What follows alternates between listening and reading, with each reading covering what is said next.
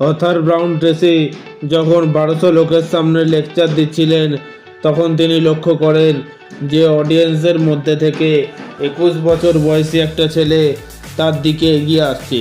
ছেলেটি লেখকের কাছে আসে এবং জিজ্ঞাসা করে, মিস্টার ট্রেসি, আমার বয়স 21 বছর। আমি বন্ধুদের সঙ্গে একটা ভাড়া বাড়িতে বাস করি। প্রতি মাসে আমি আমার মাইনে থেকে $100 করে সেভিংস করি এবং সেই টাকা দিয়ে বন্ড কিনি। দেখুন, আমার সামনে পুরো জীবন পড়ে রয়েছে। আমাকে দেখে কি আপনার মনে হয় যে আমি সফল হতে পারবো? তার সেই কথা শুনে ব্রাউন ট্রেসি উত্তরে বলেন যে দেখো, যে কোনো মানুষ 21 বছর বয়স থেকে 65 বছর বয়স পর্যন্ত মাসে $100 করে সেভিংস করে, আর তার সেই সেভিংস করা টাকাকে 10% ইন্টারেস্টের সাথে যে কোনো ফান্ডে ইনভেস্ট করে, তবে ওই ব্যক্তির কাছে রিটায়ারমেন্টের বয়সে পর্যন্ত $10 লাখ বেশি টাকা জমা হয়ে যাবে। তো যদি তুমি তোমার টাকা বাঁচাও আর ইনভেস্ট করো, তবে এতে কোনো সন্দেহ নেই তুমি রিটায়ারমেন্টের মধ্যে ধনী হয়ে যাবে, কিন্তু তোমার রিটায়ারমেন্টের টাইমে। কিন্তু যদি তোমার এর থেকে পূর্বে ধনী হওয়ার প্রয়োজন হয়, তবে বেশ কিছু বিষয় রয়েছে যেগুলো তোমার চিন্তার মধ্যে রাখতে হবে। দেখুন, সফল যে কেউ হতে পারে। এটা শুনতে যতটা সহজ মনে হয়, আসলে ততটাও সহজ নয়। দেখুন, দ্রুত ধনী বা দ্রুত সফল হওয়ার জন্য তোমাকে স্বপ্ন দেখার থেকে বেশি কিছু করতে হবে। কারণ যদি তুমি শুধু স্বপ্ন দেখতে থাকো, তাহলে তুমি জীবনেও সফল হতে পারবে না। কিন্তু যদি তুমি ওই টাকার খেলা বুঝে থেকে দিনের পর দিন খেলতে থাকো, তবে তুমি তোমার লক্ষ্যগুলো সহজে পূরণ করতে পারবে। এরপর লেখক তাকে তার লেখা বইটি সাজেস্ট করেন, যার নাম getting rich your own way. এখানে তিনি বলেছেন আপনি কিভাবে টাকাকে ম্যানেজ করে ধনী হয়ে উঠতে পারবেন। পরবর্তীতে লোকেদের দ্বারা এই বইটি বিপুল জনপ্রিয়তা লাভ করে। আজকের এই ভিডিওতে আমি আপনাদের এই বইটির এমন কিছু লেসন শেয়ার করব, যা আপনাকে নিজ দমে সফল হয়ে উঠতে বা ধনী হয়ে উঠতে সহায়তা করবে। তো চলুন শুরু করা যাক। Lesson number 1, begins at the begins. আমরা সবাই চিন্তা করি টাকা এমন একটা জিনিস যা ধনী এবং গরিবের মধ্যে পার্থক্য সৃষ্টি করে, যা লেখকের মতে খুব খারাপ চিন্তা ভাবনা। কারণ দুনিয়ায় গরিব ও ধনীর মধ্যে পার্থক্য মানুষের অ্যাটিটিউড তৈরি করে, টাকা নয়। যে মানুষগুলো সাকসেসফুল হয়, সেই মানুষগুলো নিজের পোটেনশিয়াল আর ট্যালেন্টকে সম্পূর্ণ ইউজ করে, কিন্তু এটা রাতারাতি সম্ভব নয়। এই লোকগুলো লম্বা সময় পর্যন্ত নিজের এনার্জিকে সম্পদ তৈরি করতে কাজে লাগায়, তারপর গিয়ে তার আউটপুট পায়। ট্রায়াল প্লাস এরর কনসেপ্টটিকে ব্যবহার করে এবং তাদের গোলগুলোকে অ্যাচিভ করে। তারা বারবার চেষ্টা করে এবং ফাইনালি তাদের গোলগুলোকে অ্যাচিভ করে। প্রথমে আপনাকে এটা বুঝতে হবে, ফাইন্যান্সিয়াল ফ্রিডম কোনো মিরাক্কেল নয়। ফাইন্যান্সিয়াল ফ্রিডমকে মানুষ তাদের হার্ডওয়ার্ক এবং কনসিস্টেন্সের মাধ্যমে অ্যাচিভ করে। ধনী হওয়া আপনি ধরে নিতে পারেন একটা স্কিল, যেটা যে কোনো অন্য স্কিলের মতো শিখে নেওয়া সম্ভব। যদি আপনি ধনী না হয়ে থাকেন, তার মানে আপনি এই স্কিলটি এখনও শেখেননি। এটা বলার কারণ যে আমি ধনী হতে চাই, এইটুকু যথেষ্ট নয়। আপনার নিজেকে রিচ বানানোর জন্য নিজেকে আর্থিকভাবে শিক্ষিত করে তুলতে হবে। Lesson number 2, learn to become rich. ধনী তো সবাই হতে চায়, কিন্তু খুব কম মানুষ আছে যারা সত্যিই ধনী হতে পারে।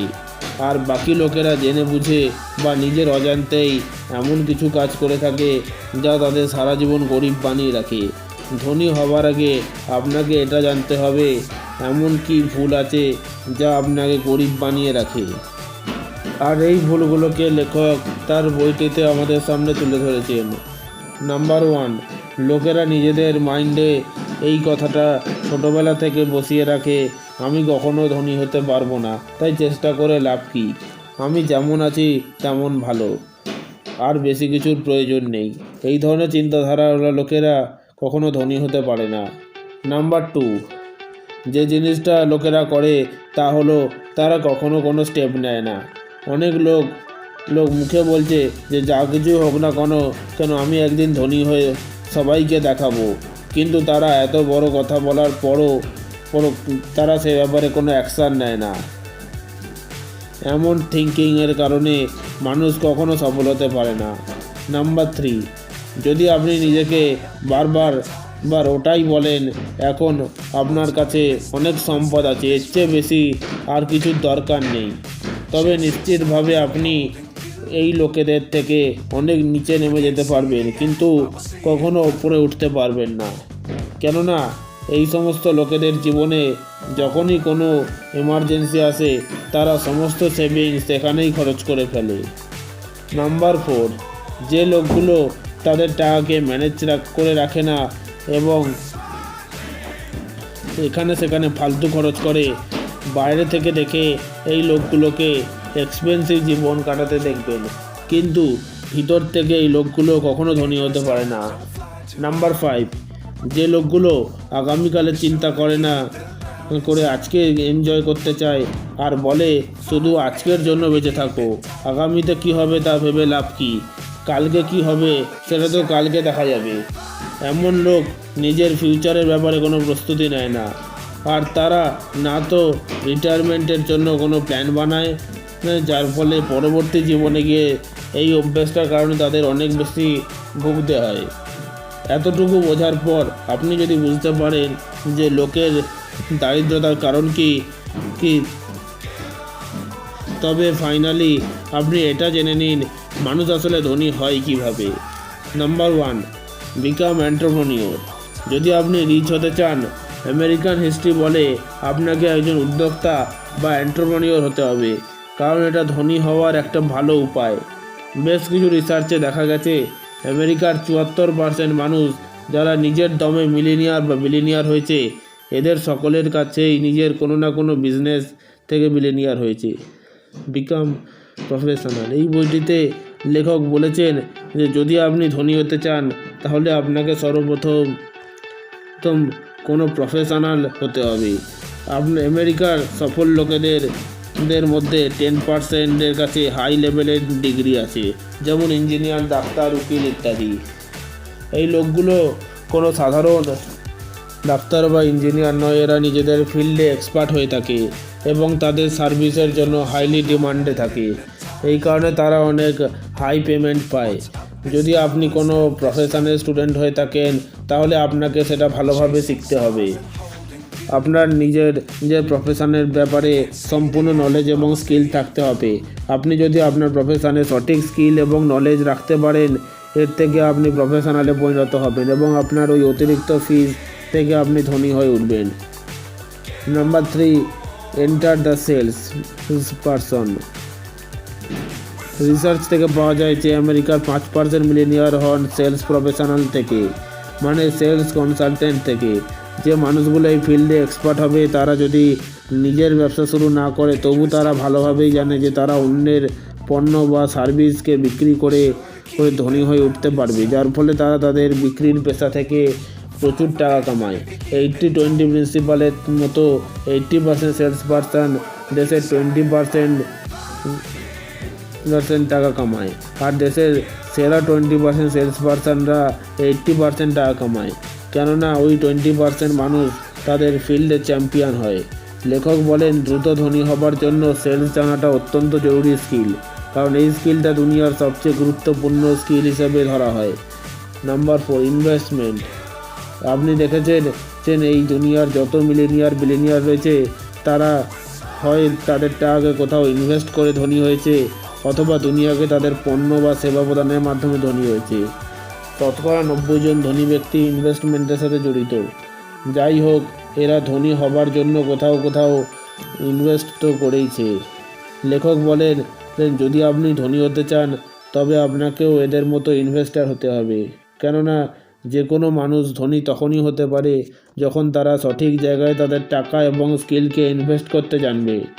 এই বিষয়টা তখনই সম্ভব হতে পারে যখন আপনার চিন্তাভাবনা লিমিটেড নয় বরং লিমিটলেস হয়ে উঠবে। কেননা আপনি যত ধনী লোকেদের চেনেন না কেন, এদের সবার মধ্যে একটা জিনিস কমন, সেটা হলো লিমিটলেস হয়ে ওঠা।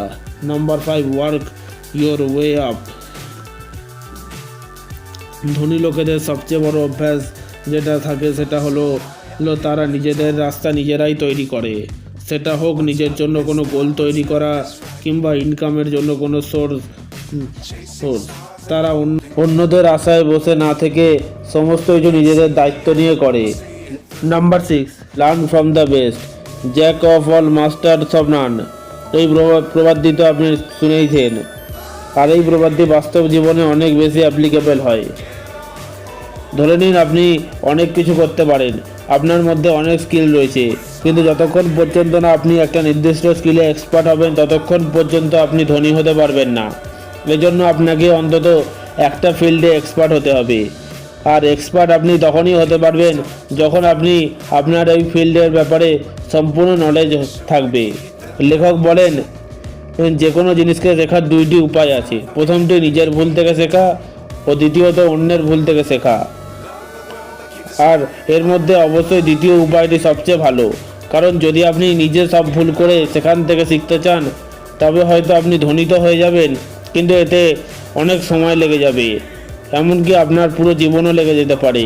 কিন্তু যদি আপনি অন্যের ভুল থেকে শেখেন এবং ওই ভুলগুলো শুধরে নেন তখন আপনি ওই ফিল্ডের মাস্টার হয়ে উঠতে পারবেন।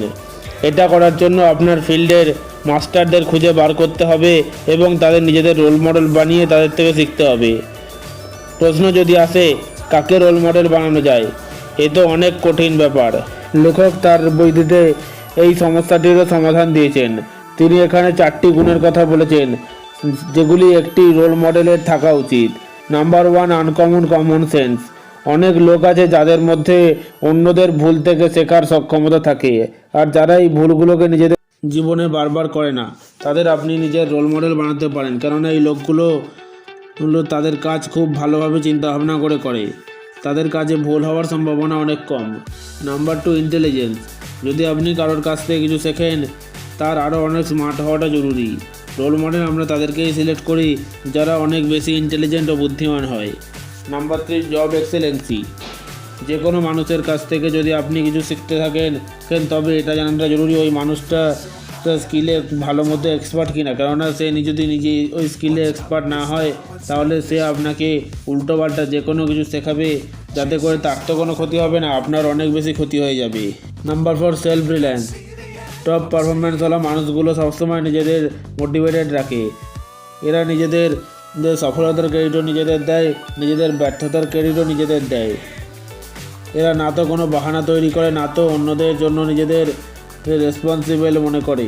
আপনি যদি এমন কাউকে রোল মডেল বানাতে পারেন তাহলে আপনার সফল হবার চান্স অনেক বেড়ে যাবে। ভিডিওটি যদি আপনাদের ভালো লেগে থাকে তবে লাইক করে দেবেন এবং চ্যানেলে নতুন হয়ে থাকলে চ্যানেলটি সাবস্ক্রাইব করে বেল আইকনের বাটনটি প্রেস করে দেবেন, যাতে আমি এরকমই ভালো ভালো ভিডিও আপনাদের জন্য নিয়ে আসতে পারি।